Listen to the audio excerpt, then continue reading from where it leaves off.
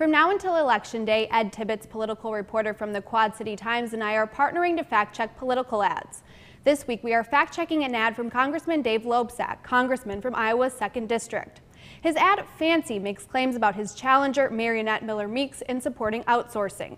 We will show you the entire ad first and then look at each claim. I'm Dave Loebsack, and I approve this message. They call it outsourcing, but it's just a fancy word for taking away our jobs, devastating our communities. Mariannette Miller-Meeks supports giving billions in special tax breaks to outsourcing corporations, shipping our jobs overseas. Worse, as the president of an organization, Miller-Meeks partnered with a company that outsourced hundreds of good-paying American jobs to India. Mariannette Miller-Meeks is just not for us.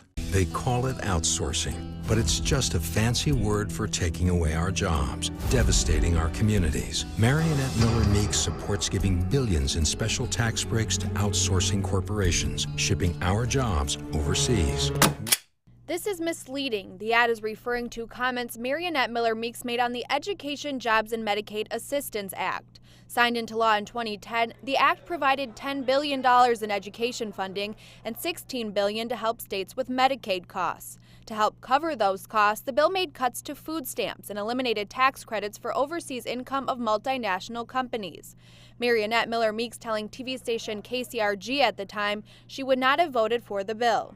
There was $30 billion of unspent money for education out of the last stimulus that was allocated for this year, that $100 billion, that hasn't been spent. They could have used that money to pay for this. They wouldn't take $12 billion out of food stamps in order to, pay for another stimulus that didn't work the first time.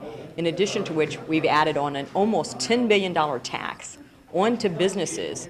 Worse, as the president of an organization, Miller-Meeks partnered with a company that outsourced hundreds of good-paying American jobs to India. The ad is referencing a partnership between the Iowa Medical Society, which Miller-Meeks was the president of at the time, and Athena Health, an electronic medical records company. It is true the two announced a partnership offering Athena Health services to Iowa physicians in April 2007.